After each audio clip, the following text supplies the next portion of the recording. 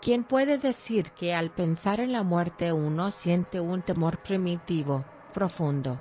Sin embargo, su mera mención también es sinónimo de curiosidad y misterio, ya que nadie sabe con certeza qué hay más allá del mundo de los vivos. Pero hay algo que sí sabemos, y es el hecho de que, tarde o temprano, la muerte vendrá a buscarnos y no tendremos más remedio que acompañarla. Pero ¿cuándo y cómo nos llevará? Estas dudas nos intrigan y nos angustian desde que somos conscientes de nuestro propio fin. Y ya nunca nos abandonan. Curiosamente, esta historia nos presenta un caso que va en contra de las reglas de la vida. Se trata de la experiencia de Juan, que recibió un mensaje que nadie esperaría recibir. Un mensaje, muy preciso, que contenía el día y la hora exacta en que la muerte vendrá a buscarlo. El humano siempre se ha sentido atraído por el futuro, por tener algún dato acerca de lo que le pasará en el amor, los negocios, la fortuna. De ahí que la figura del vidente sea tan venerada por muchas personas, y, en ocasiones, estos visionarios sean considerados prácticamente seres divinos. Tal es el caso del famoso Nostradamus. Pero ¿qué ocurre si la información que obtenemos de nuestro futuro es la que por nada del mundo querríamos saber?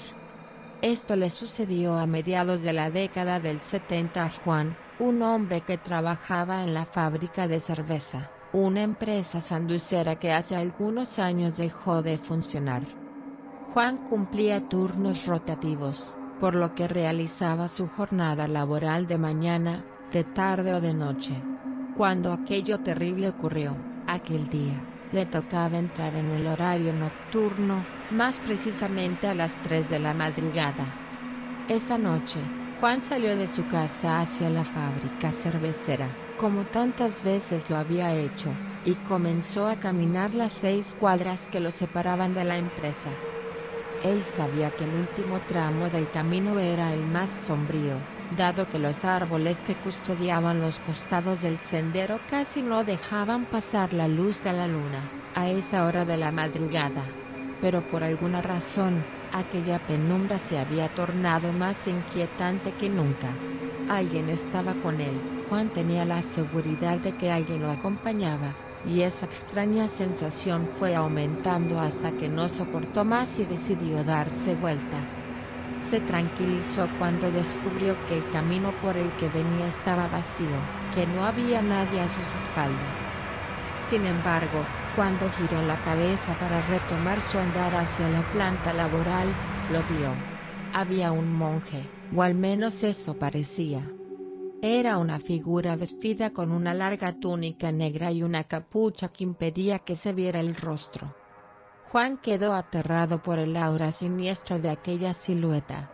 Sin embargo, más miedo sintió cuando escuchó el anuncio que le hizo.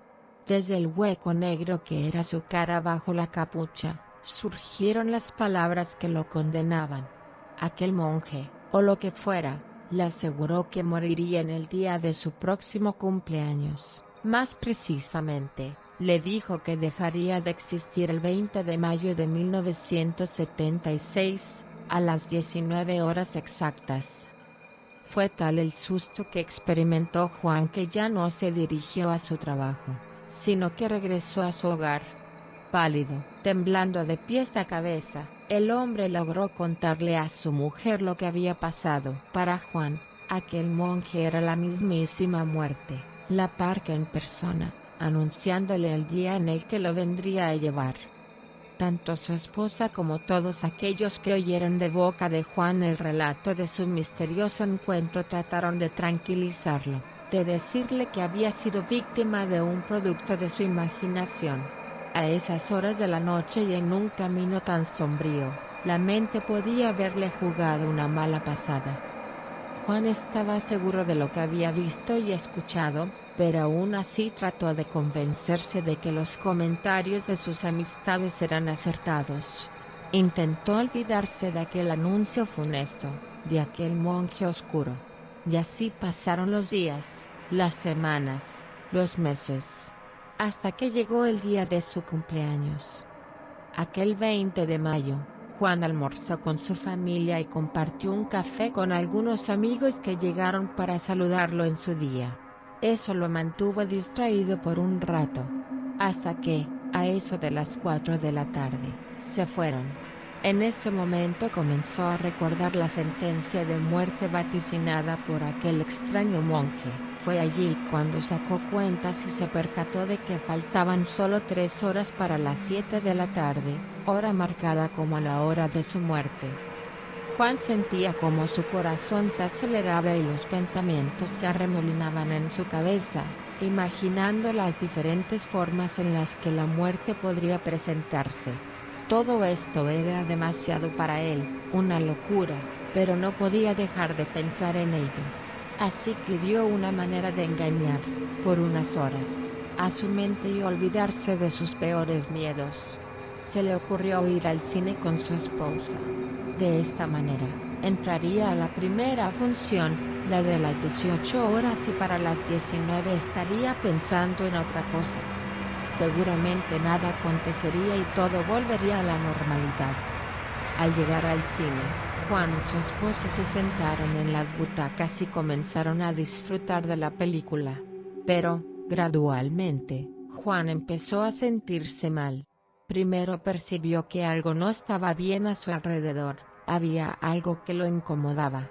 Después, directamente, empezó a descomponerse. Percibió un dolor punzante en la nuca que se fue haciendo más y más intenso, como si una mano lo presionara cada vez con mayor intensidad. Además, de pronto, tenía calor, mucho calor. Juan decidió, entonces, levantarse e ir al baño. Tal vez si se refrescaba se sentiría mejor. Ante la mirada preocupada de su esposa, Juan se puso de pie y dejó su butaca. Encontró el pasillo que conducía al baño y, bastante mareado, tanteando las paredes, consiguió abrir la puerta del sanitario de hombres. Por suerte no había nadie. Comenzó a mojarse la cara, pero contrariamente a la frescura del agua, él sentía más y más calor. La esposa de Juan resolvió que su marido estaba tardando demasiado y fue a buscarlo. Acompañada por uno de los acomodadores del cine, llegó hasta el baño de caballeros y, al no verlo, pensó que se habían desencontrado.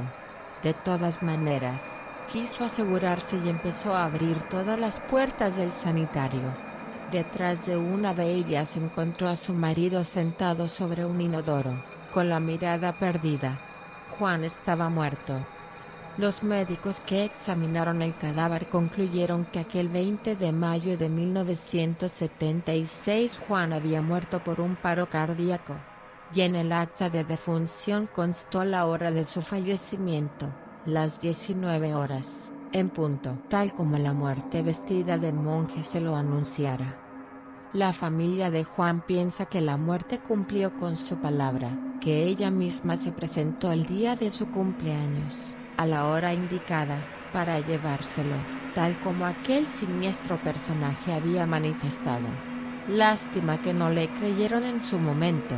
Tal vez, de haberlo hecho, de haberse tomado más en serio el relato de Juan, sus familiares podrían haber evitado tan terrible desenlace.